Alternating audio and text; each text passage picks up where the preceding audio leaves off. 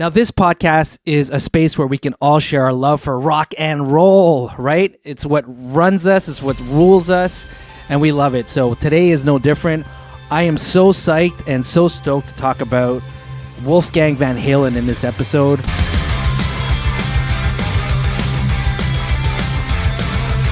I went to see him in concert. Nita Strauss opened for him. I'll leave the link in the description below and also at the end of the video on my recap and my review of that concert. Spoiler alert, I put some footage of the concert and some funny moments in the concert, so if you want to go check that out, go right ahead. But today's article is from Guitar World, and of course, the one and only Wolfgang Van Halen. You know what? He has really grown into a guitar player extraordinaire of his own. Obviously, his dad, Eddie Van Halen, untouchable. We all bow to Eddie. But man, it's so impressive to see Wolfgang just come into his own and have his own style of soloing. Not only that, I don't know if you knew, but on his albums, he has two so far, Mammoth I and Mammoth II, he plays all the instruments on the album. Drums, bass, guitar, rhythm guitar, vocals, he does it all. Apparently, he really enjoys doing it, and he doesn't see himself kind of having hired guns to do the album with him or to write songs with him anytime soon. What really impresses me is his vocals and obviously songwriting. His songwriting is bang on in terms of like hard rock stuff that we love. It's right up there. Super impressed with this guy all year. Now, I've listened to quite a few albums this year. My favorite, though, I gotta say, has gotta be Mammoth WVH 2. It is the bomb. Right up there, I think, is Extreme. So if you haven't heard Extreme's new album, go check that out. Okay, let's get right into it. Right here on the cover, beautiful picture of Wolfgang himself. It says, "It was like having my dad right there. The making of Mammoth 2. The new Frankenstein relics reviewed." Okay, cool. Very cool. All right, of course, I cannot read without these. These are coming on. Okay, the name of the article is called Massive Attack. Wolfgang Van Halen reveals the battle plan behind the huge sound of Mammoth 2. Words by Chris Gill, photo by Ryan Purkowski. For Wolfgang Van Halen, 2023 was a huge year. He spent an enormous chunk on it on the road with his band, Mammoth WVH, opening for Metallica's M72 Stadium tour shows in the United States, Europe, and Canada, as well as the Alter Bridge Pawns and Kings Tour, and finishing the year with his band's first tour as a sole headlining act. Thanks to his guidance and vision, the EVH brand has continued to grow, with the new releases like the Frankenstein series and MIJ Wolfgang Signature model. And he brought the revolutionary semi-acoustic electric SA-123 model to its final stages of completion. Oh, nice. Somehow he even found time to make the biggest commitment of his life by marrying his longtime girlfriend, Andrea Alsop, in October. Another landmark event in a year filled with many of them was the release of Mammoth WVH sophomore effort, Mammoth II. Whereas the first Mammoth WVH album was recorded over a 3-year period, Mammoth II was completed in less than a half a year, with tracking starting in September 2022 and mixing completed in February 2023. Because of my touring commitments, Wolfgang Van Halen says, "We only had a limited amount of time. I would prefer not to do that again. Arguably, we came out with a better record in a fraction of time, so maybe that is the way to do it. I wanted to avoid the sophomore slump, so this album needed to be as good or better than the first one. I gotta say, I actually find it better than the first one. I'm very OCD and a perfectionist, so I wouldn't have released it if I wasn't proud of it anyway." In truth, Mammoth 2 showcases a massive progression from Mammoth's WVH's debut album. The melodies are strong, dramatic, and catchy. The production is expertly crafted with lush, sophisticated layers, epic cinematic soundscapes, and hard-hitting punch. And the performances are skillfully and passionately executed with Van Halen's powerful drumming, numerous dazzling solos, and notably improved and matured lead and harmony vocals standing out. Absolutely. I'm telling you, if you haven't heard this album, go check it out. You won't be disappointed. You gotta check out the song Take a Bow. It's his best solo ever. Do yourself a favor. Like before, Wolfgang performed everything himself, recording all the instruments and vocal parts. Also like before, he relied on the phenomenal talents of producer Michael, quote-unquote, Elvis Basset, who played a critical role as Wolfgang's creative partner. A musical renaissance man with more than 25 years experience as a producer, engineer, and mixer, who, like Wolfgang, is also an extremely talented multi-instrumentalist. Basket helped Van Halen craft a compelling sonic universe filled with a multitude of guitar textures and ear candy that surprises listeners with new discoveries after repeated playbacks. Although Mammoth WVH is a solo act in the studio, on stage Wolfgang is accompanied by a highly capable band of brothers quote unquote, guitarist John Jordan and Frank Sidoris, bassist Ronnie Ficarro, and drummer Garrett Whitlock. On the headlining tour, which began in November, the band is performing a 90-minute set featuring 14 to 17 songs, depending on that night's set list. I hope people dig the new album because we're going to play most of it, if not all of it, across the different sets that we have planned, Van Halen says. It's so much fun to play the new songs with the band. Man, that is awesome. Like I said, you can't go wrong because the new album is better than the first, I say. In the following interview, Wolfgang Van Halen shares the details of the creation of Mammoth II. Okay, first question. How does your songwriting process for Mammoth II start? Van Halen responds, usually it starts on guitar. A lot of my ideas stem from just me and an acoustic guitar. A tachymen that you can hear at the end of Waiting. I like to make quick minute-long demos of whatever ideas I have, but without any structure. There are some idea showcases where I put every variant of the idea I have back to back, like 8 bars of each. Then I'll get Elvis, and he'll be like, this one is good. Keep working on that. Let's explore this. From there, I finish everything up and we get to work. I record my demo using Logic and keep them as bare and bold as possible, especially the drums. When I go into the studio, I'll flare it up and add personality to the drums and allow it to be a sort of spontaneous in-the-studio writing process. You upgraded 5150 before you recorded the album and replaced the old SSL mixing board with a Neve. Why did you choose a Neve? I think the results speak for themselves. Sonically, there was a big difference between this album and the last one, and part of that is because this one was done completely in 5150 from start to finish. The first album was recorded over a 3-year period in different studios. So, for those of you who don't know, 5150, I believe, is his dad's studio. That's where Eddie used to spend a lot of his time just recording songs and demos. This album sounds more cohesive because of all the tracks were recorded in the same place, and you can hear that. With Elvis driving the board, it was really magical. We were recording to tape, and I also got a Ludwig 45th anniversary Vista Light Pro Beat green sparkle drum kit that sounds amazing. Wow, they recorded to tape? Okay, that's it. I'm definitely getting the vinyl. No question. It's the one I'm playing in the Don't Back Down video. It was kind of unfair how much we had on our side in terms of sonic awesomeness. I'm very proud of it. The Neve is a great sounding board for recording drums and guitars. Did that influence your decision? It did, but really anything compared to the last board that we had in there, which was barely working, would have been an upgrade. The Neve was such a wonderful board that was within my budget, and it was a no-brainer to get it, considering it's half the size of the SSL, yet has twice as many channels. It's also not a power suck like the other board, which would get so hot that we'd have to keep the air conditioning on all the time so it wouldn't fucking melt, and that would get noisy. The power supply is much more efficient, so we're saving a lot of money with the Neve in the studio because it doesn't run as hot or hard. It's whisper quiet.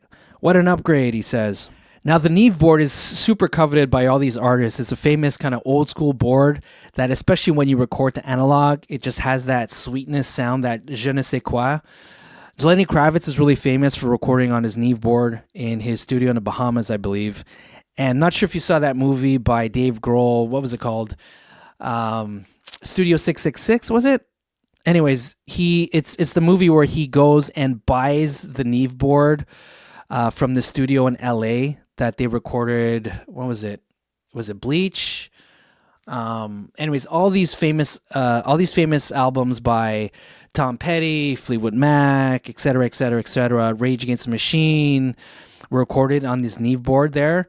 And the movie's about Sound City. That's it, Sound City. Go check out Sound City, that movie by Dave Grohl. And the movie's all about like him talking about the history of that studio and specifically of that Neve board and how many famous people recorded on that specific Neve board. And that studio was shutting down. So what he did is he went there and bought it and pretty much moved it to his garage. And now he has a studio with that exact Neve board in his garage. And I believe Wasting Light was recorded on that studio and pretty much all the albums after that, I believe. Needless to say, the Neve board, super coveted. And it's so awesome that Wolfgang had a chance to get his hands on one. You've developed a great working partnership with Elvis. What does he contribute to your projects? People don't realize the importance of Elvis in this process. I truly think that if I never said that I'm playing everything on the albums, people never would have known. But because I did, a lot of negative haters use that as a basis to criticize me after the first album came out, which was a big surprise. What? How could you hate on someone that plays all the instruments on his own? That is just super talented and super rare. Lenny Kravitz, speaking of Lenny Kravitz earlier, he is another person that plays all the instruments on his own and super impressive. Prince as well. Now is Lenny Kravitz as talented as Wolfgang? I don't think so. I think I would classify him like on a Prince level. Prince used to play all his instruments and super impressive, obviously. And I would say Wolfgang is right at that level, in terms of hard rock. Man, he is super impressive on all levels. Like his drumming is actually above average and like super hard to do what he's doing. And the vocals, forget about it. I mean, all the background vocals that he does, unbelievable. Like, I guess because he's used to playing with Van Halen, right? He actually joined Van Halen when he was about 15 years old, so back in high school. Don't forget, he would do all the Michael Anthony high-pitched background vocals. And so his background vocals is super impressive, super impressive. And what's even more impressive, I knew he could do background vocals, but no one really knew that he could actually be a lead singer and kick ass at it. So, man, this guy, I can't believe how much talent this guy has. Okay, back to the article. At the same time, they failed to realize that Elvis and I literally are doing that back and forth in the studio. He is the other half of that creative bounce. When I'm stuck on something or if I'm not on the right track, he helps me either keep digging or go somewhere else. He really is that friction that is needed to complete the creative process. He is absolutely integral to the process, and so is his engineer, Jeff Mall. You put me, Elvis, Jeff, and their assistant Josh Saldate into the studio and you get a mammoth album. I need all of them. When we have Matt Bruck there as well and my uncle Patrick Bertinelli to document everything, it's a pretty easy process. Does Elvis help with the song arrangements? Definitely. He'd be like, this part needs to go here, this part needs to go there, you need to make this and that happen. He really pushes me, but there's no animosity. If he tells me something isn't good enough, I know that it's always for the betterment of the song. I've worked enough with other songwriters to know that some people like to go, hey, let's do this and let's do that, because they want to say that that's a part of what they wrote. They don't want to collaborate to make the best of it. With Elvis and me, it's really for the betterment of the song. Can you give me an example of where he's improved? I can really see where he's coming from. You really have to have a really good relationship, a great relationship actually, and a real bond and trust with your songwriting partner. I've been in situations before where, you're jamming with some guys and you bring a song and one or two of the guys says, hey, let's change this note to this note. And you're like, is this really adding anything to the song, or what's your motive here? Or are you really just trying to get some credit? It could get really dodgy, especially if you don't really know the person or, you're still feeling each other out. That's why, having a true songwriting partner is so important. So there's none of that bullshit going on. It's all for the betterment of the song, like Wolfgang was saying. Can you give me an example of where he's improved one of the songs on the new record? He helped push the melody out of me for Better Than You. I wasn't sure where I was going, and our collaboration brought out that sort of dichotomy that I really love in a song, which is a sing-songy, Beatles-style melodic quality juxtaposed with the Meshuggah-influenced sludgy heaviness of the main riff. How does your recording process start in the studio? Since you're one guy performing all of the instruments and vocal parts, do you have everything mapped out in advance? I have my RFJ Logic demos, which means ready for Jeff, that I sent to Jeff, and he preps them for Pro Tools. Then we sync the tape machines in Pro Tools, and then we start tracking drums. Instead of recording separate sections, like I'm doing in the intro, then the verse, and then the chorus, and piecing everything together, we'll record as much of the entire song as I can do until I fuck up, which is usually about half of the song. There are a lot of big, long takes, so it's like full performances. So his songwriting is pretty sophisticated, and what the instruments are doing, pretty advanced stuff. The drum tracks are usually 1 in 3 big chunks for the whole song. We put together performances rather than stitching together smaller individual parts. Very cool. I think that's how you do it. To keep that energy and spontaneity of the song versus like piecing little 3-second parts together, From there we move on to bass. That went very quickly. My uncle Pat usually hangs out the whole time at the studio, but when I started recording bass tracks, he had to go home for 2 days. When he came back, I was already done with the bass. Then we get into guitar, which is really fun. The bulk of the work is devoted to recording rhythm guitar tracks. From there, we split duty between recording vocals, guitar solos, and overdubs. I was writing everything as we were doing it, so usually I'd wake up, record or write melodies for the vocals and lyrics, and pull my hair out over that. When I'm writing lyrics, I have to go to a different mental place and get out of being the usual me. And that's not always a really fun place to go to, but we got it done. Then we hop back and forth between recording vocals and solos. If I sing really hard one day, I'll record the solos the next day to let my voice recover. Recording solos was tough. I had a lot of ideas this time around that I felt like were good spots for solos, and there are more solos on this album compared to the first one. Heck yeah! That's why I love it. I put more stress on myself trying to figure out where to go. Luckily, throughout the process, it just came to me and we figured it out. The only solo that I was really worried about was the one on Another Celebration at the End of the World. I didn't come up with anything until we got in the studio and we were like, let's just try something. I knew I wanted a repeated rhythmic tapping thing that goes through the stabs, but I didn't know what notes to do or how I was going to do it. Basically, every solo was just a little bit of fucking around until we found the right path to go to. That's how the solo for I'm Alright came around. I wanted to do an 80s wah solo, but I got so tired of operating the wah that I had Uncle Pat do it.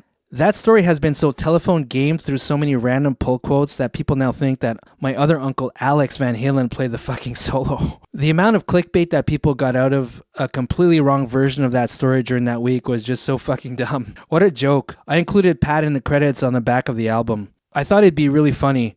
Wah operation on I'm Alright, solo by Patrick Uncle Pat Bertinelli. When I added that, it actually held back the album cover design by a day because they had to wait until Pat signed a work-for-hire contract. We paid Pat $1 so we could legally have Pat there, which was amazing. Right. They just updated Apple Music to show credits, and you can see it says Guitar Technician Patrick Bertinelli. Wow! That is cool. That I didn't know that Apple Music now shows credits. Very, very cool. Great job, Apple Music, and thank you for now listening to credits to all our songs and the albums. Thank you, thank you, thank you. That was like a huge miss on all the streaming platforms. Are the liner notes of the songs, the background stories and the background people who've contributed to albums and songs, the mixers, the engineers, the producers, the background vocalists, and the extra musicians that contributed to songs and the albums. That's huge. And that's, I think, what this generation is missing versus back then when CDs were popular, or now hopefully vinyl is bringing that back where you can actually listen to an album and appreciate the body of work and who contributed to that body of work from the album and start to understand who produces what their styles are. You know, it gives you such a different and additional perspective on the album and a deeper appreciation for it, for sure.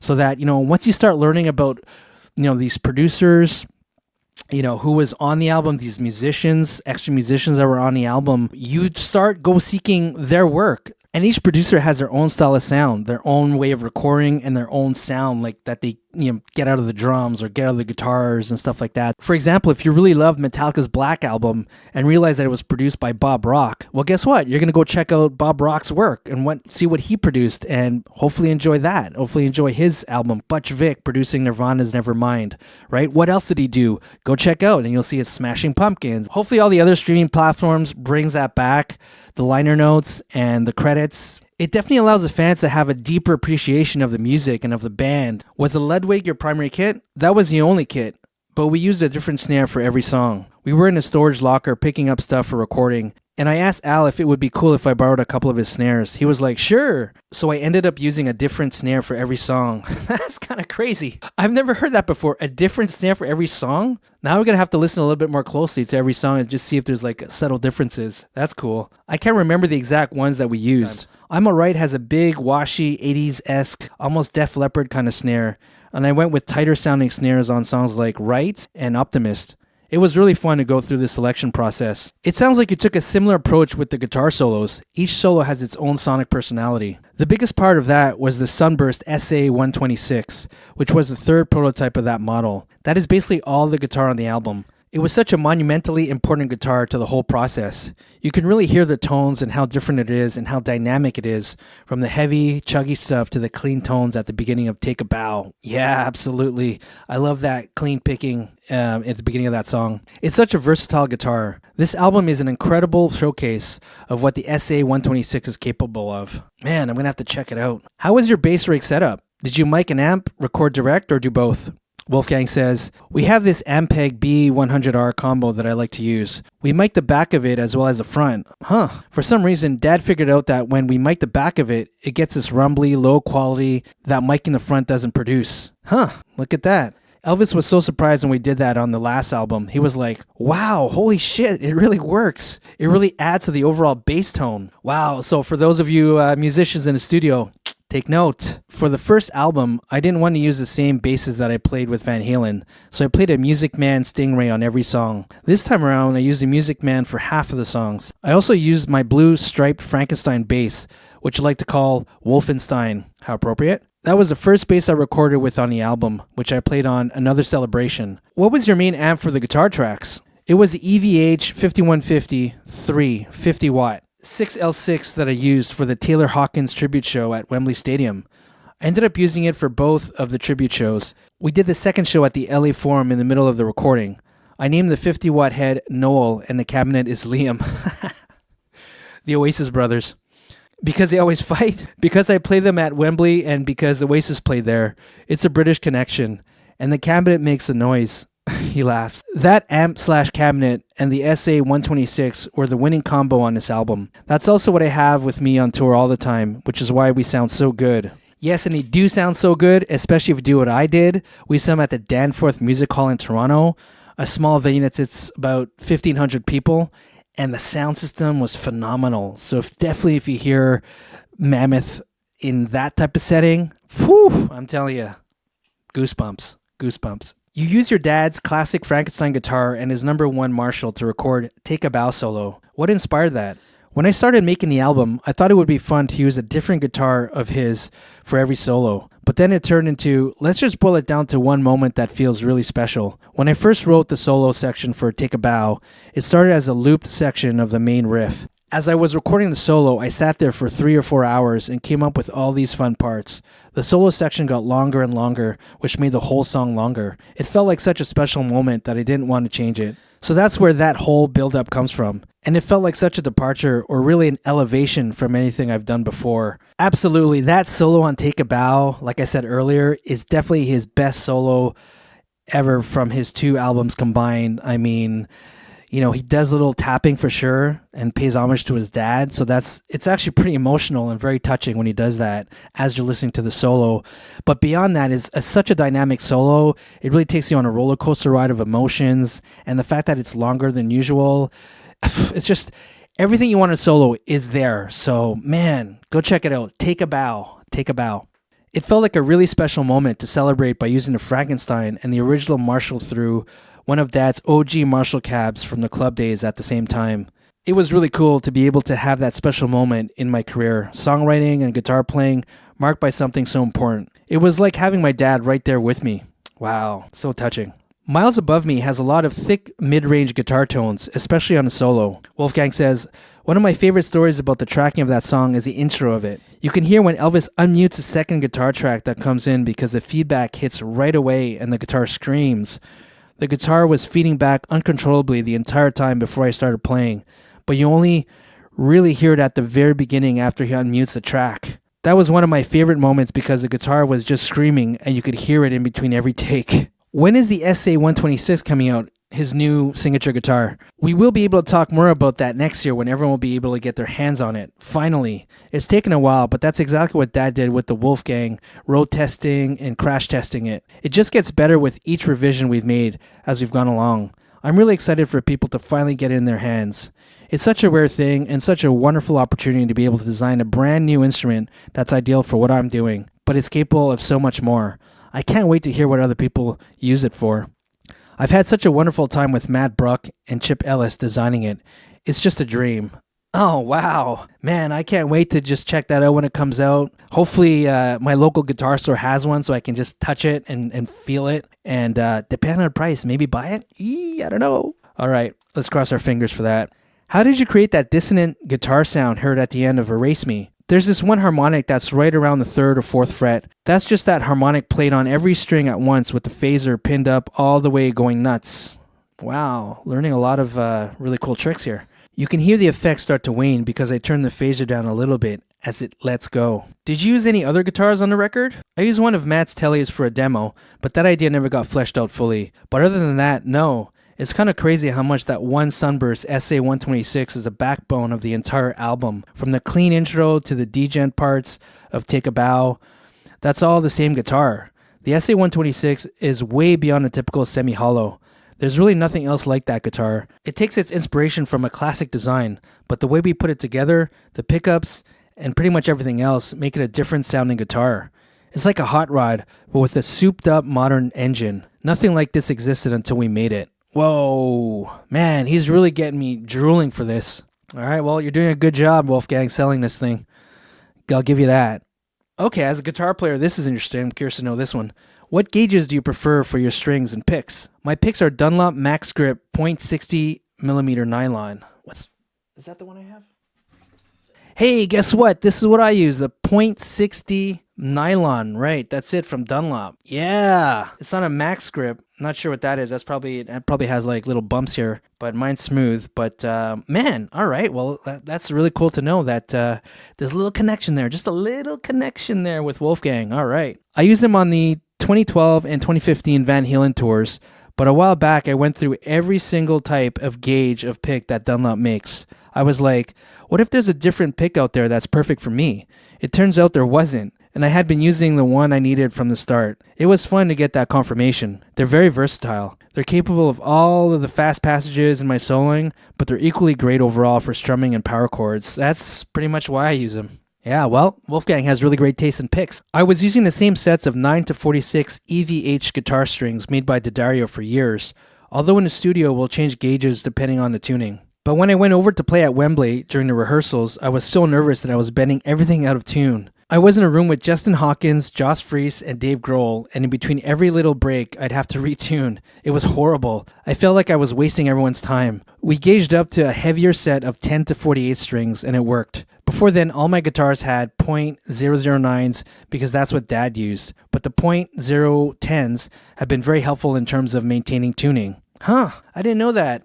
I never really experimented with that the higher the gauge, the less likely to detune. Huh, pretty cool concept. I don't need lower tension since I'm not using a Floyd or anything like that. You have to work a little harder, but it keeps everything in check. You've been touring with your band for more than 2 years. Do you plan on including them in the recording process, or are you going to continue working by yourself? It's very possible, but currently, I'm not sure if I'm ready to completely let go of the recording process. I have such a good time recording. It's the only opportunity I get to play drums anymore. The core DNA, at least so far, of the Mammoth albums is the whole creative process between Elvis and me.